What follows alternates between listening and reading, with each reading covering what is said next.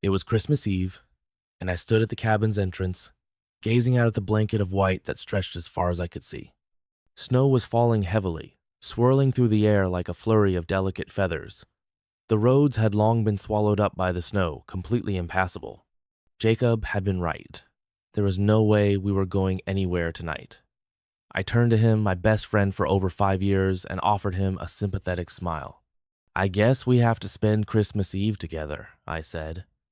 "Sucks, because you were planning to head home for the holidays." Jacob just chuckled, a dry laugh that didn't quite match his usual carefree tone. "It's fine. It's not like I can get there right now anyway. No road, no way." I felt a pang of guilt. He'd been looking forward to being with his family, and now he was stuck here with me. "Still," I added, trying to soften the words, "I feel bad. I know you miss them a lot." Jacob gave me a half-hearted shrug, running a hand through his dark hair. "Yeah, but I missed you too. We've barely spent any time together since summer." I flushed, nodding in agreement. "Yeah, sorry about that. You know how it is, summer school. Trying to get that master's degree done faster." Jacob's eyes narrowed slightly, a trace of jealousy creeping into his voice as he responded. "Right, I remember. You're always working so hard." "Well, someone's got to," I said, forcing a smile. "But hey, at least now we can catch up." Jacob didn't seem entirely convinced. "Tired of me already?" he joked, but there was a vulnerability in his tone that made me wonder if he meant it. "Not at all," I assured him. "What's got you so worked up?" I asked, noticing how quiet and distant he seemed suddenly. It was strange. We'd been inseparable all weekend, hiking, snowmobiling, laughing about old memories, but now it felt like something had shifted. He didn't answer right away. Instead, he glanced at the snow-covered trees outside, his expression unreadable. "It's nothing. Just been thinking, that's all." I raised an eyebrow. "About what?" Jacob sighed and finally met my gaze. "Just stuff. Forget it." I nodded, deciding to let it go for the moment. He'd open up when he was ready, I figured. "Want to go back inside? I think we're going to have to rely on the fire to keep us warm tonight." "Yeah," Jacob replied, his voice quieter than usual, and he turned toward the door. "Sure." We spent the next few hours in relative silence. I made hot chocolate, and we tried to make the best of the situation. It wasn't ideal, but it was something. Eventually, we fell into our usual rhythm, talking about old stories from high school. The embarrassing ones, of course. We laughed for the first time that night when Jacob reminded me of the time I tripped over a banana peel in the middle of the school hallway while trying to ask out Sarah.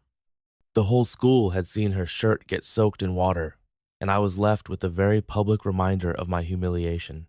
"How could I ever forget?" Jacob grinned. "That was classic. But you still got a date out of it, didn't you?" "Yeah," I groaned. "For 2 weeks, until she dumped me." "Hey, not your fault. Some girls just don't appreciate the charm," Jacob teased. I sighed dramatically. "I know. I swear, I've struck out more times than I can count. I never seem to get it right with women." Jacob's expression softened slightly. "You had a girlfriend every year of high school, though. That's something." I frowned, stirring my drink absently. "Yeah, but none of them lasted. Bianca, though. You were with her for a while." The mention of Bianca made my stomach drop just a little. "Yeah," I replied quietly, trying to brush off the uneasy feeling. "That was a mess." Jacob didn't seem convinced. He hesitated for a moment before speaking again. "You know, if you ever want to talk about it, I'm here. About Bianca or anything else." "Thanks," I muttered, but I wasn't ready to get into it. Not now. Maybe not ever. Jacob didn't press the issue. Instead, he took a deep breath and changed the subject.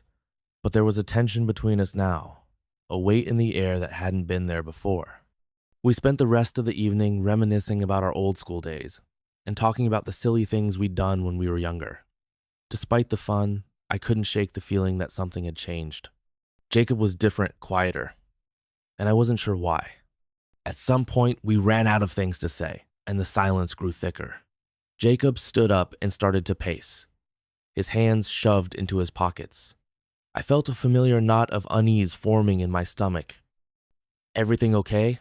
I asked, even though I already knew the answer. "Yeah, everything's fine," Jacob replied, his voice uncharacteristically soft. There's something I've been meaning to tell you for a while." My heart skipped a beat, and I felt a chill run down my spine. "What is it?" I asked, unsure if I wanted to know the answer.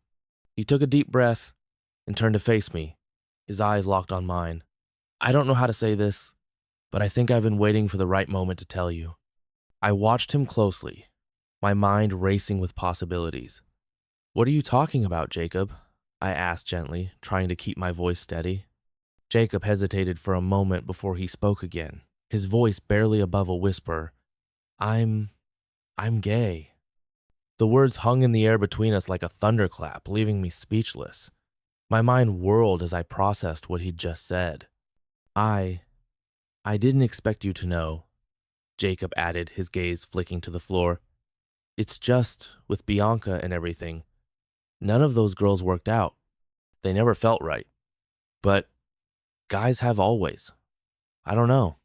I felt like I was in a dream, or maybe a nightmare. This was a side of Jacob I'd never seen, never suspected.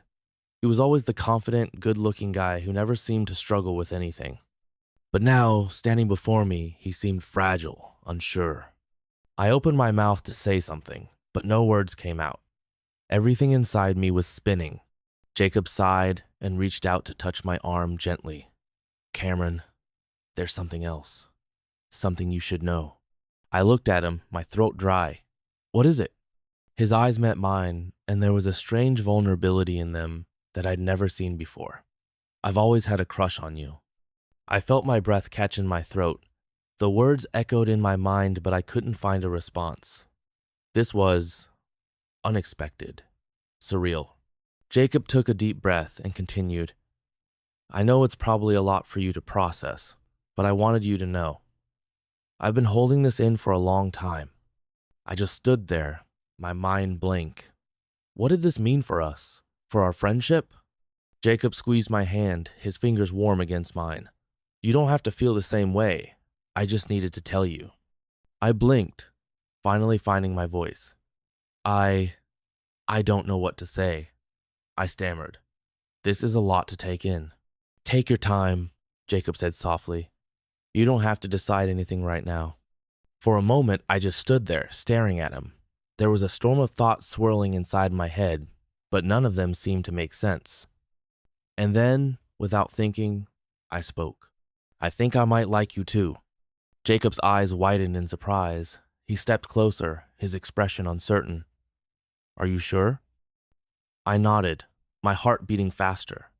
"Yeah, I think I've always liked you, but I never realized it until now." A slow smile spread across Jacob's face, and I felt a warmth spread through me. This wasn't what I'd expected when I came to the cabin for Christmas. But as I looked at Jacob, my best friend, the one person I'd trusted for so long, I realized that maybe this was something more. He reached for my hand again, his grip tight and reassuring. "So, what now?" I didn't know, but for the first time in a long while, I felt like I had some idea of where I wanted to go.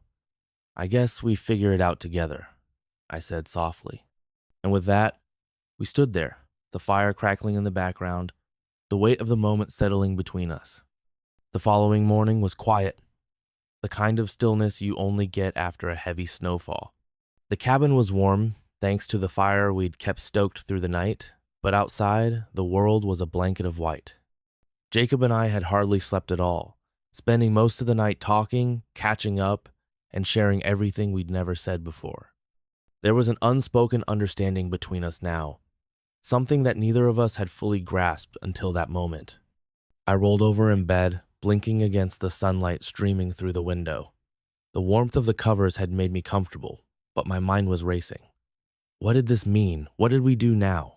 Jacob and I had always been best friends, but now there was a new layer between us, one that neither of us had anticipated. I sighed, running a hand through my hair as I tried to make sense of it all. I heard movement in the kitchen, and a few moments later, Jacob appeared in the doorway. He was wearing an old sweatshirt and sweatpants, his hair messy from sleep, and he looked just like he had last night, vulnerable, yet somehow more alive than I'd ever seen him. "Morning," he said softly, his voice hoarse from the late-night conversation. His eyes flicked toward me, and I could see the same mix of emotions swirling in them that I was feeling. "Morning," I replied, sitting up and rubbing my face. "Did you sleep at all?" Jacob shook his head, a small smile playing at his lips. "Not really. You?" "Same," I said, laughing softly. "I guess we're both bad at sleeping after all this." Jacob's smile faltered for a second, and he sat down at the foot of the bed, his eyes meeting mine with a seriousness that matched. Jacob smiled at that, a soft, reassuring smile. "We won't change. Not if we don't want to. We'll figure this out, okay?" I nodded, feeling a wave of relief wash over me. Jacob had always been the one who knew how to make everything seem less complicated. Even now, he had that calming presence that grounded me when I was spinning out of control. "You're right," I said, my voice steadier now. "We don't need to rush anything. We'll just figure it out. Slowly." We sat there in silence for a moment, the weight of everything finally starting to feel manageable. The world outside was still, and for once, I felt like everything in my life had come to a stop, allowing me to take a breath and think things through. Eventually, Jacob stood up and stretched, a grin spreading across his face. "You hungry?" "I was thinking of making pancakes." "Are you any good at it?" I asked, raising an eyebrow. Jacob's culinary skills were mostly limited to cereal and takeout, so I wasn't sure if I wanted to trust him with something as delicate as pancakes. "I can follow a recipe," Jacob shot back, rolling his eyes. "Come on, just give me a chance." I laughed and swung my legs over the side of the bed. "All right, fine, but I'm holding you to this." "Deal," he said, winking as he left the room. I sat there for a moment longer, just collecting my thoughts. Everything had changed between Jacob and me, but I felt oddly at peace with it. There was no immediate rush to figure out what it all meant. We didn't have to label anything or act like we had to make some huge decision. All I needed to do was stay in the moment, keep listening to Jacob, and see where things went. That was enough for now. In the kitchen, Jacob was already cracking eggs into a bowl when I joined him. The smell of fresh coffee filled the air, and I felt a sense of calm settle over me as I watched him prepare breakfast. He wasn't perfect, but he was always there for me, and I realized that sometimes that was all that mattered. We ate our pancakes in silence, the only sound being the crackling of the fire in the living room and the occasional hum of the old cabin creaking in the wind. Despite the awkwardness of the previous night, things felt okay. I could tell Jacob was still thinking, still unsure of where we stood, but his smile never faltered as he passed me a plate of syrup-covered pancakes. "So," he said between bites, "what are we going to do about Christmas? We can't exactly go anywhere in this weather." I grinned, feeling the weight of everything lift just a little. "I don't know. Maybe we could just make our own holiday. Open presents, watch movies, hang out. Who says we need to follow anyone else's traditions?" Jacob chuckled, a genuine laugh that warmed my heart. "That sounds perfect. Let's do it. Christmas the way we want." And just like that, the tension between us began to dissolve. We were no longer two friends awkwardly navigating an uncharted territory. Instead, we were two people who had found a new understanding, a new connection. No matter what the future held, I knew that Jacob would always be by my side, and that was enough.